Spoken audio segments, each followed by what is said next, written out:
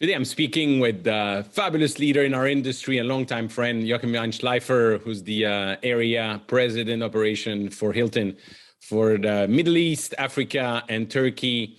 He has a fabulous experience, but not only that, an amazing view on what's coming in our industry, what are the skills needed to work in our industry, a lot of optimism.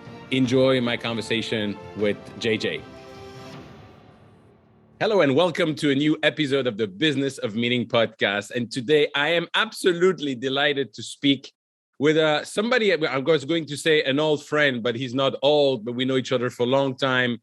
His career is just amazing. He's a fabulous leader. He knows a lot about our industry because his exact title is Area President Operation for Hilton for the Middle East, Africa, and Turkey.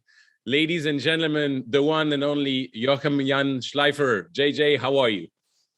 Hi, Eric. I'm very well. Nice to see you again. Hope you are well as well. Very well. Time difference. First time I do something in the morning. You know, I have my second cup of coffee so that I can be a little clear. Although with my accent, people have always issue to understand. But it's so good to see you.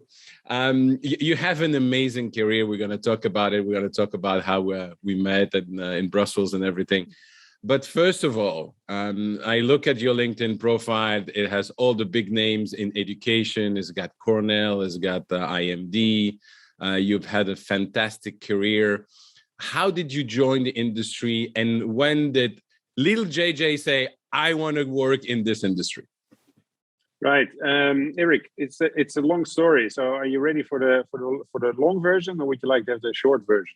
Well, I wish I could say it's like Joe Rogan. We can do like 2 hours of podcast, but tell us what you think we should know. Okay. Well, I'll start at the beginning. I was about 7 years old, and I was at I must have stayed at a hotel at the time. And so when I came back at school, I was asked to write an essay about what I want to become later. And I wrote it as I actually still have it. And the essay says, I'm going to go to a hotel school. I'm going to buy a hotel. I'm going to buy somebody who cooks the meal. I'm going to buy a chambermaid. I was buying lots of people, and I finished with, and hopefully my parents will come and stay. So I knew at a very young age that I was going to work in the hotel business. So as soon as I was 15 years old, the legal age for working in Holland, because I'm from the Netherlands originally. I was working at the local restaurant, washing dishes. At the age of 16, I was carrying suitcases at the local hotel. Age of 17, and it was all during my summer holidays. I was carrying plates at the breakfast room, and so on. And when I had to choose for my internship, when I was doing my studies in facility management, I decided to go to Hilton. Hilton gave me a great opportunity. I did my internship for 6 months there, and a year later, I started with Hilton. So I'm with Hilton since August 1990. I started as chief steward, meaning that I was cleaning the dishes and cleaning the kitchens and sorting out the garbage. That was my first role. After which I went to Brussels, where I was for 8.5 years doing various roles in food and beverage, in meetings, in conference and banqueting, sales. Moved on to Athens, where I was the hotel manager of the Hilton in Athens, one of our famous properties. After which I was a couple of years in London, back to Brussels, where I was the general manager, where I met you. After which I went to Paris, where I was area manager for France, became vice president for Central and Northern Europe. Then I got vice president for Eastern Europe, Western Europe, and now since 1st of January 2020, area president operations for Middle East, Africa, and Turkey. Amazing. So that was the short version. I'm sure you should think about writing a book one day. I'm sure you have many stories. It's fascinating. 31 years with the same company. That's really unique. It's gone very, very fast, Eric. I think one of the things we do well as a company, we push people through very, very quickly. We give great opportunities to team members to make a career. There's great learning as well within our company. We do a lot of online learning. We have a library at Hilton University of about 5,000 courses where people can just do it in their free time or during work time, and for each level in the organization as well. So if you're a waiter or if you're a supervisor or a manager, there's always something that you can actually learn. And I think, with our number of hotels, over 6,000 to 6,500 hotels in the world, there's always an opportunity for you to actually move to. And I think if I look at my own career, but also for my colleagues who make a career within our company, are the ones that are moving from one country to the other, from one city to the other, try and get as much experience as they can, and then move jobs quite quickly, actually, to make sure they can keep on learning. And the other thing I would say is, you have to look for a mentor within the organization that you have, and it doesn't mean that if you are in a small organization you couldn't find a mentor, right? But you can also find, for those listeners on the podcast, if you're in a small organization, the mentor doesn't have to be within your own in your own organization. It can be outside, right, as well. And so, somebody you can talk to, bounce off ideas, challenges that you're having, to make sure you can keep on growing. And I think for all the managers and leaders on the podcast as well, I think it is important for them to keep pushing people faster and quicker through the organization. If I look at the millennials, which are in the organization, and the Generation Z, which is afterwards, is they're looking for a challenge, and they're looking to be challenged all the time, which is sometimes for my generation a bit tiring. But if you use their energy well, you can achieve a lot, actually. And so it's up us as leaders and everybody who's listening to make sure you promote people in a job they're not quite ready for yet, because then they have to learn even faster. And we should stay away from the idea that you have to understand the job 100% before you can move into the next job. In our business, it is very much about passion. It's about drive. It's about grit. It's about bringing that little extra. And if you have some of those talents within the organization, I think you should push them faster and quicker. Totally agree. And when you speak about passion and grit, I think it applies to anything. But certainly, if you are a business owner, and certainly in our industry, I just want to come back to a point you mentioned about mentoring. I've always had, since my days in ISEC, when I was president in Belgium, we had a board of advisors, and we had the head of recruitment for all the big companies.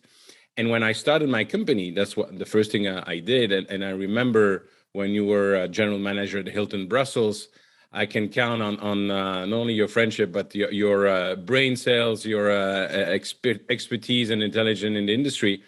And I was gathering my board of advisors at the Hilton, not only to have the dinner at Maison du Boeuf in the evening and with Mr. Gianotti and all those great memories over there, but really to tap into different people that I trust, that I knew were there to help me, but also that would not hesitate to tell me, Eric, this is BS. Why are you doing this? Have you thought about that? And you told us this 3 months before. So do you think that there's is it something you see often with business owners, independent meeting planners, that they create their own board of advisors? And what is your advice for them? My advice would be that they should be doing it. I don't think it's happening enough. I think even if you are a small business, it is very helpful to get some views from the outside world. I think, one of the challenges I think we're facing currently is on social media, you get very much embedded in one circle of people. And I think, keeping your eyes wide open, especially after the COVID situation, I think is very, very important for us to keep on growing. And I think one thing I would say is that, if you ask for help, would anybody tell you no? How many times in your life, if you ask somebody for help, have they said no? And I think, anybody would be willing to actually help you. And I think creating a advisory board or an advisory team or mentors, however you want to call it, it's really important that you look for people that are not necessarily in the same business. They can be acquainted to the business, but also people that are not thinking the same as you do. And I think that's very uncomfortable for a lot of business owners, because they have their idea of how they should run the business, which I'm sure is a very good idea. But if you want to grow, your business, you have to be able to be pushed a bit outside the boundaries that you have set yourself to make sure you grow actually faster afterwards.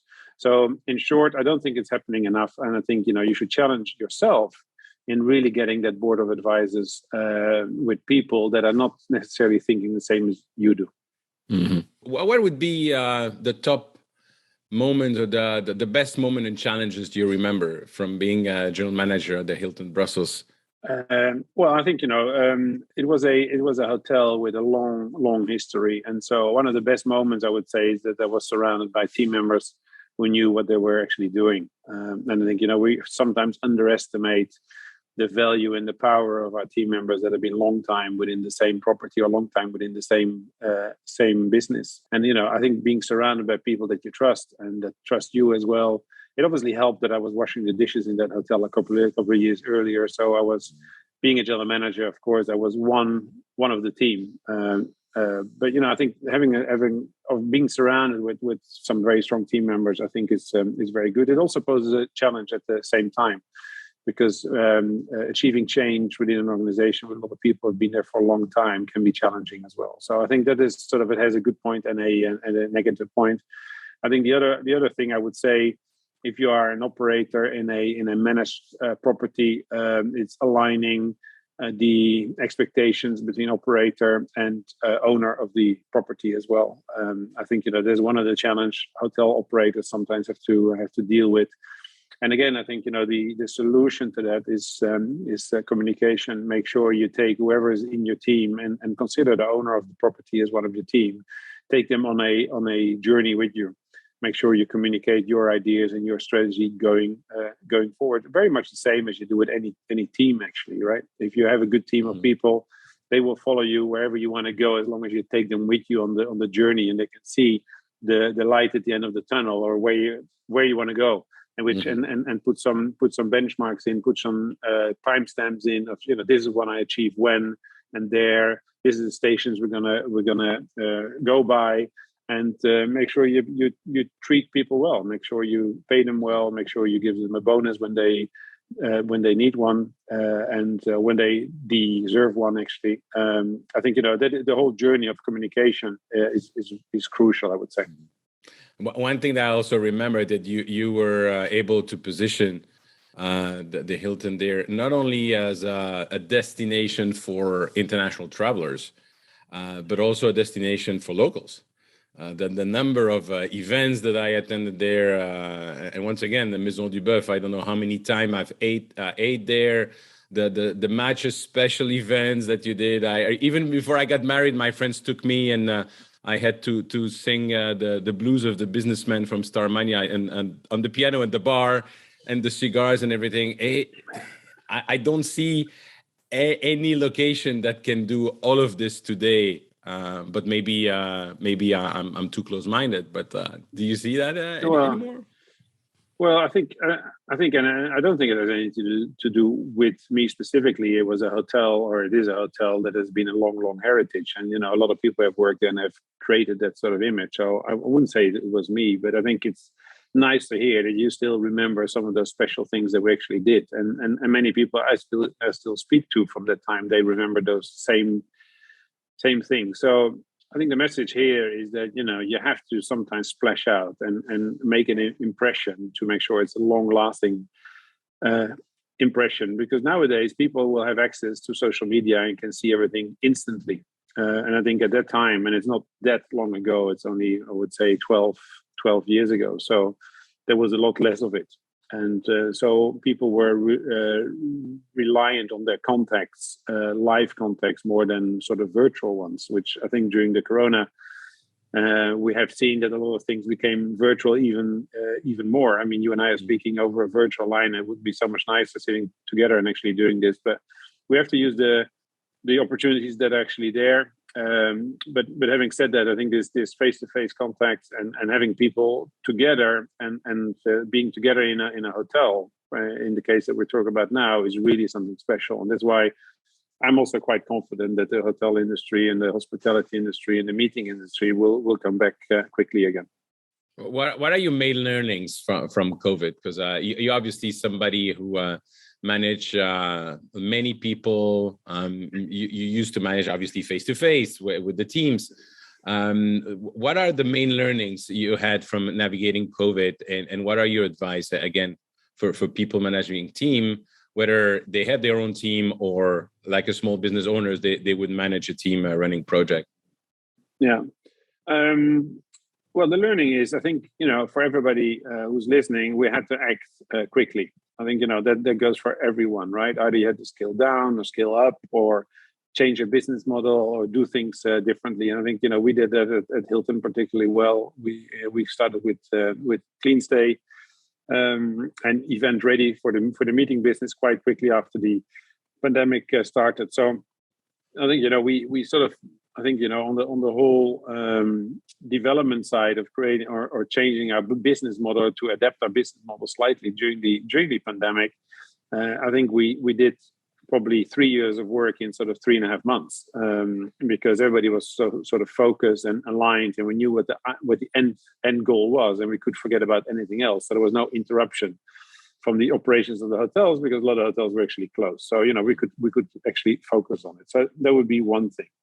I think the other thing, and you can call it luck, is that we had been developing digital key, which I'm sure you've heard about, where you can check in, via your phone, and you don't need to pass by the front desk anymore.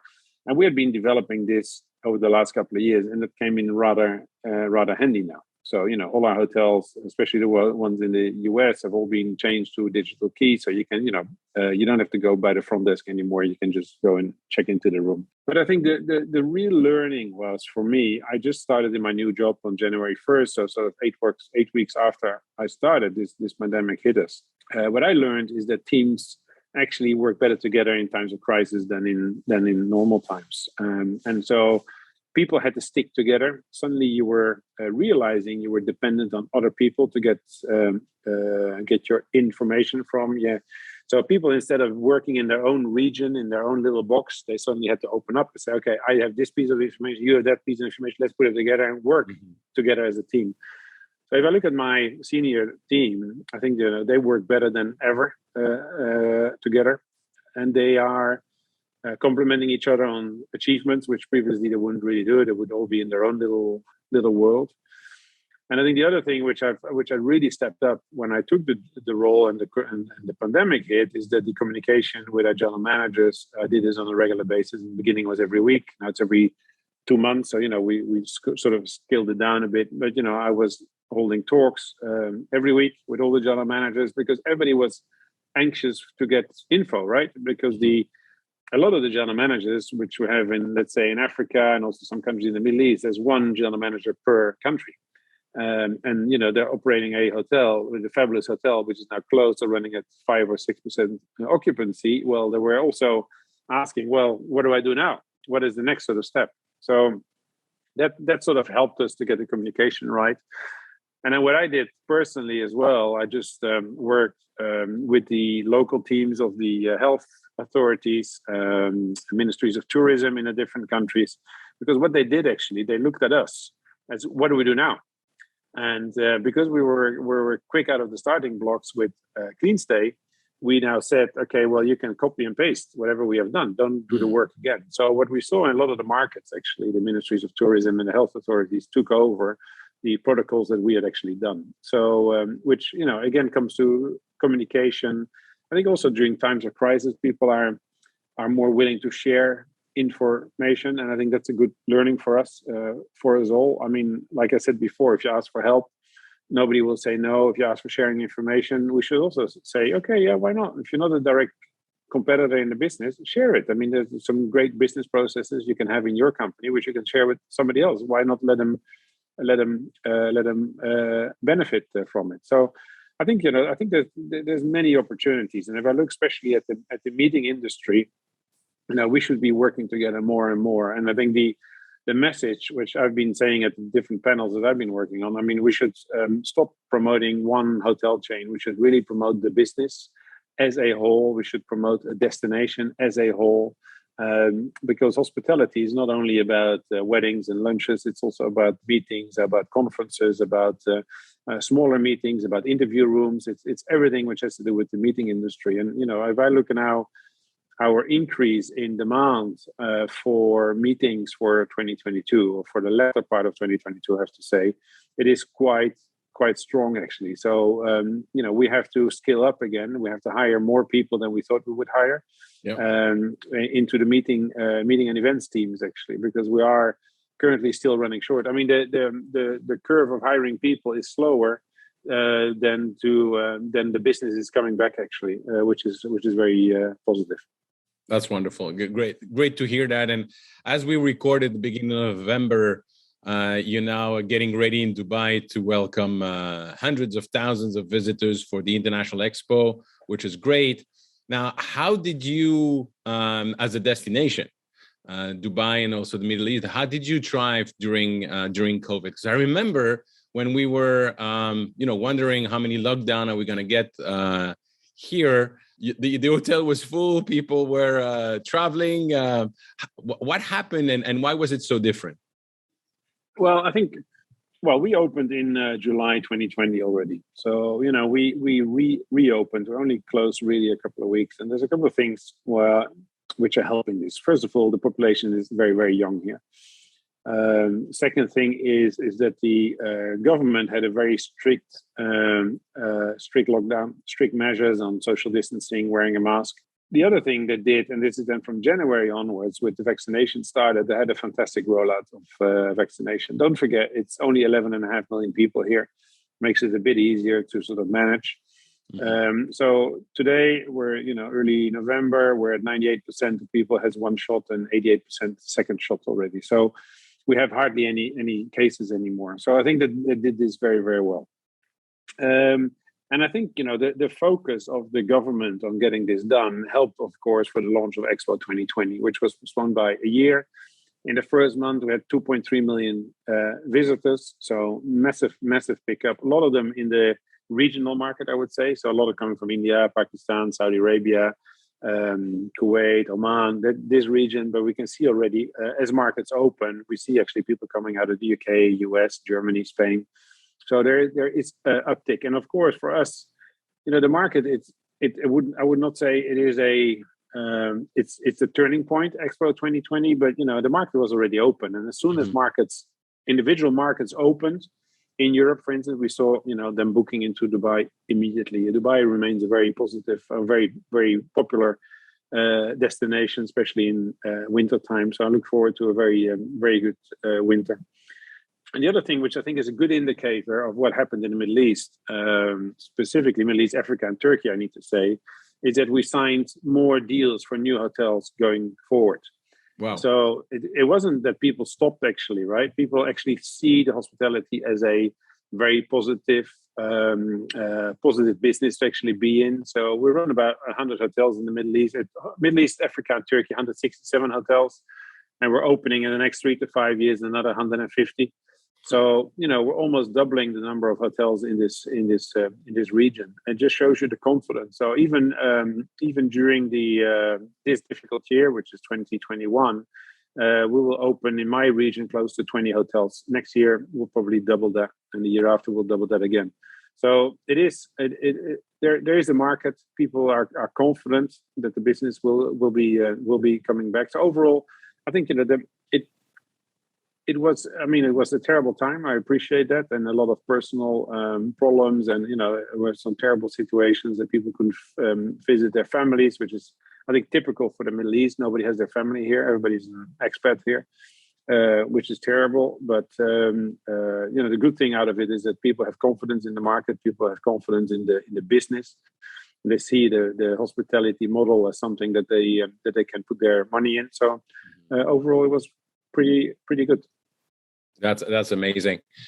Fascinating numbers you're mentioning about the number of hotels you're opening. And I would imagine is not only for Hilton, but all your competitors would do the same. The question I have about that is how are you going to find, and not only in Dubai and the Middle East, but how are you going to find the people to operate that? How are you going to find the skilled people as well to become the general manager of the place, where there's a shortage of talent, where people have left the industry, or where people said, listen, I've learned to maybe work from home, or I change industry. How do you see the future for that? Yeah, that's a very good point. And that's something that keeps us busy. If there's one thing that keeps me awake at night, it's probably this. And I should have mentioned on the previous question on the growth, actually, Saudi Arabia is one of the big growth markets for us, right? We operate 14 hotels, 14. and opening in the next 3 years another 40 hotels. Wow. And this gives you a good example of the growth in this region and the potential that we have. And one of the things we have started doing many, many years ago, and I take Saudi as an example because Saudi Vision 2030 is, everybody has spoken about it, everybody knows about it. Yeah. And I think this is the one let me focus on this one for a second. So we have a Manager of the Future program. And so we started years ago already by developing locals, because ideally we want to operate all our hotels with local talents. I mean, that is really the goal that we have. So in the UAE, here in Dubai, we have a program for our team members, and we try and get them from bottom up, also growing into the managers' functions. But also in Saudi, I mean, I visited Saudi a couple of weeks ago again, and this kingdom has a huge potential. There's a lot of young people. It's a very young. I can't remember the figures exactly, but I think 70% is under 28 years old or something. So they're very young. And they come to grips with everybody will have to find a job, and everybody will have to work, and so there's a big pool of talent actually there, and so we have specialized programs to make sure we can grow these people through our organizations quickly. So that is the main thing we do within each of the markets. Only last week I was visiting in Africa, sub-Saharan Africa, for 10 days visiting our hotels, and the talents that we have there are just amazing. And now we have to develop a program that they are confident in moving from one country to the other, get the experience, and then move back to their own country later to manage the properties there. So there's a huge opportunity still. Having said that, we have about 800 vacancies now, so it is not all great. And so we have to work very hard. We have to look at pay grades as well. We have to see if maybe we should pay a little bit more to the people that are applying for the jobs. And I think the particular thing in the Middle East is different from Africa and Turkey. I have to say is that there's no real employment market here. So you have to fly people in. You have to actively recruit in the countries around us to find people. Which makes it a bit challenging because competition is fierce. Of course, everybody wants to get the best talent. But that's definitely something that keeps me busy. And again, we work with local governments, vocational programs. I visit schools. All my team as well. We visit schools to make sure we can engage with young people before they choose where they're going to work, and hopefully they're going to work for Hilton. So I remember that, when the advice, when you want to get into this industry, the type of studies you have to make, the patience you have to have for many years, that obviously completely changed. So what are your recommendation for younger generation who are joining our industry and or for people that are actually working already in the industry and to really grasp all the opportunities? What are the skills that they need, and how should they look at the market in a different way that maybe 5 or 10 years ago? Yeah, I think we are, especially at Hilton, we've been known for developing people. So we have a lot of internal training programs. So you don't have to be the perfect person yet. I mean, we're happy to sort of grow you into a role. So if I look at the main reason why people join us is because we have a culture which is really all about the people, and we've been recognized as a great place to work many years. We just in August, just a couple of months ago, we were ranked 4th best workplace in the Middle East, and last month we were ranked 4th best workplace for women in the GCC. So we do a lot to attract the right talent into our hotels, and all of them have not done hotel school. So you don't need to come from a hotel school to actually work for us. I mean, we have great examples, especially on our female leaders that are joined from completely different industries, but are really open, because there's some flexibility in hospitality, which I don't think you can find anywhere else, which could actually help to get more women into the workforce as well. And we have great examples. We have a female engineer in Kingdom of Saudi Arabia. We have a lady who came through our elevated development program, which is our graduate development program, who's now sales manager in Sharjah.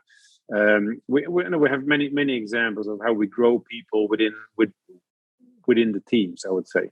Now, having said that, what are the main skills? Because when you ask, what do you need to do? What do you need to know?